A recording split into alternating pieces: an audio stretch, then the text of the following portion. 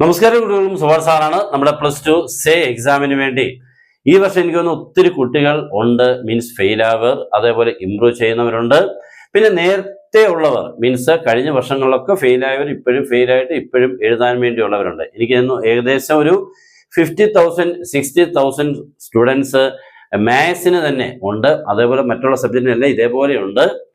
നമ്മൾ ഇന്ന് പറയാൻ പോകുന്നത് മാത്സിന് വേണ്ടി നമ്മൾ എങ്ങനെ ജയിക്കണം. നമുക്കറിയാം 60-ൽ ആണ് എക്സാം നടക്കുന്നത്, 80-ൽ അവർ ചോദിക്കുന്നുണ്ട്. അതെല്ലാവർക്കും അറിയാതിരിക്കും അല്ലേ. 60 മാർക്കിന് എഴുതിയാൽ മതി, പക്ഷെ 80 ചോയ്സ് ഉൾപ്പെടെ 80 മാർക്കിന്റെ ക്വസ്റ്റ്യൻ ആണ് നമുക്ക് വരുന്നത്. അപ്പോൾ ഓരോ സെക്ഷനിൽ ഇത്ര മാർക്ക് വെച്ചാണ് നമുക്ക് വേണ്ടത്. ഫസ്റ്റ് സെക്ഷനിൽ നമുക്ക് 8 ക്വസ്റ്റ്യൻ ചോദിക്കും, 6 എണ്ണം കിട്ടും. 8 ക്വസ്റ്റ്യനിൽ 6 എണ്ണമാണ്. 6 × 3 18. സെക്കൻഡ് സെക്ഷനിലും 8 ക്വസ്റ്റ്യൻ ആണ്, അവിടെയും 6 എണ്ണം നിങ്ങൾക്ക് എഴുതിയാൽ മതി. 6 എണ്ണത്തിൽ കൂടുതൽ വാല്യൂ ചെയ്യില്ല. 6 × 4 നമുക്ക് അവിടെ കിട്ടുന്നത് 24 ആണ്.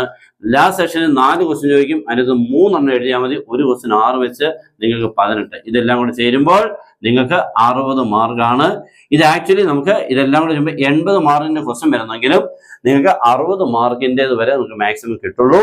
ഇതാണ് അതിന്റെ ഓപ്ഷൻസും കാര്യങ്ങളെല്ലാം അറിയാം.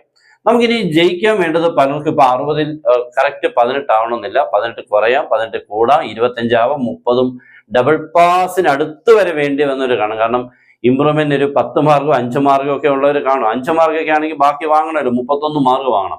അപ്പൊ അങ്ങനെ വാങ്ങുമ്പോൾ നിങ്ങൾ പഠിക്കേണ്ട രീതികൾക്കുള്ളിൽ വ്യത്യാസപ്പെടുത്തേണ്ടതുണ്ട്. എല്ലാവരും ഒരേപോലെ പഠിച്ചു കഴിഞ്ഞാൽ നമുക്ക് ആ മാർക്ക് എല്ലാവർക്കും ഒരേപോലെയല്ലേ കിട്ടുള്ളൂ. അപ്പം മാർക്ക് കൂടുതൽ വേണ്ടവർ അതിനനുസരിച്ച് ശ്രദ്ധിച്ചു പഠിക്കണം.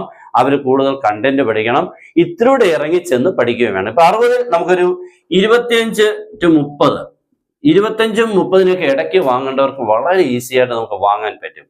അതിനുവേണ്ടി പഠിക്കേണ്ട ക്വസ്റ്റ്യൻസുകൾ ഏതൊക്കെയാണെന്ന് കൃത്യമായിട്ട് മനസ്സിലാക്കിയാൽ, അങ്ങനെ പഠിച്ചാൽ നിങ്ങൾ ഒട്ടും സമയം വേസ്റ്റ് ആക്കാതെ നമുക്ക് ഏറ്റവും എളുപ്പത്തിൽ ഈ മാർക്ക് ഇതിൻ്റെ ഇടയ്ക്കുള്ളത് വാങ്ങാൻ പറ്റും.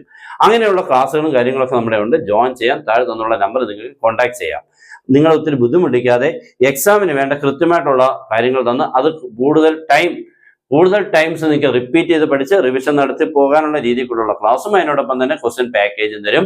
നിങ്ങളായിട്ട് കണ്ടെത്തേണ്ട ക്വസ്റ്റ്യനും ആൻസർ ഏതാണ് പഠിക്കണം കൃത്യമായിട്ട് തരും. ജോയിൻ ചെയ്യാൻ താഴെ തന്നുള്ള നമ്പർ നിങ്ങൾക്ക് കോൺടാക്ട് ചെയ്യുക, അല്ലെങ്കിൽ വാട്സപ്പിൽ മെസ്സേജ് ചെയ്യാം. ഇതേപോലെ ഫിസിക്സും കെമിസ്ട്രിയും എല്ലാം നമ്മുടെ കയ്യിലുണ്ട്. ഓക്കെ, അപ്പോൾ 25-നും 30-നും ഇടയ്ക്കാണെങ്കിൽ നമുക്ക് വളരെ ഈസി ആയിട്ട് നമുക്ക് വാങ്ങാൻ പറ്റുന്ന കാര്യമേ ഉള്ളൂ.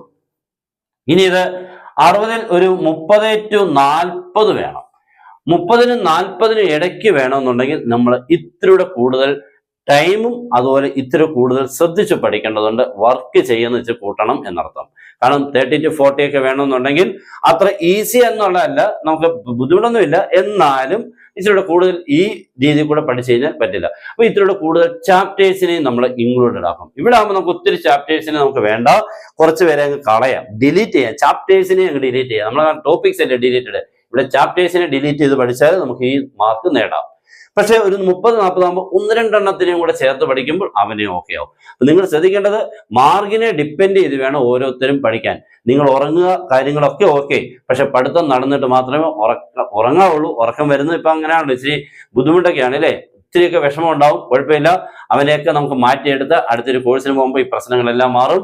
നിങ്ങൾ അപ്പോൾ പഠിക്കേണ്ട രീതി എന്ന് പറഞ്ഞു കഴിഞ്ഞാൽ ഓരോ ചാപ്റ്റർ 6 മാർക്സ് ക്വസ്റ്റ്യൻസുകൾ, ഏതൊക്കെ ചാപ്റ്ററാണ്, ഏതൊക്കെ ക്വസ്റ്റ്യൻസുകളാണ് വരുന്നത്, അങ്ങനെ നമ്മൾ കുറച്ച് എടുത്ത് പഠിച്ചു കഴിഞ്ഞാൽ അവനെ ഓക്കെ ആവും. ആ സെഗ്മെന്റ് ആണ് ആദ്യം നോക്കേണ്ടത്. രണ്ടാമത്തെ 4 മാർക്സിന്റെ ഷുവർ ക്വസ്റ്റ്യൻസുകൾ ഏതൊക്കെയാണ്, 3 മാർക്സിന്റെ ഷുവർ ക്വസ്റ്റ്യൻസുകൾ ഏതൊക്കെയാണ്, ഏത് ചാപ്റ്ററിൽ നിന്നാണ് നമുക്ക് പഠിക്കാൻ പറ്റുന്ന ചാപ്റ്റർ ആണെങ്കിൽ അവനെ പഠിക്കാം. അങ്ങനെ നമ്മൾ കൃത്യമായിട്ട് തരും. നിങ്ങൾക്ക് പഠിക്കാൻ പറ്റുന്ന ചാപ്റ്ററിൽ നിന്നും 3 മാർക്കിന്റെ ഏതൊക്കെ ക്വസ്റ്റ്യൻ ആണെന്നുള്ളത് അത് കൃത്യമായിട്ട് തരും. 4 മാർക്കിന് തരും, 6 മാർക്കിന് തരും. 6 മാർക്കിന് 4 ക്വസ്റ്റ്യൻ വരും. പക്ഷേ ഈ 4 മാർക്കിന് 4 ക്വസ്റ്റ്യൻ നമുക്ക് അത്ര ഈസി അല്ല.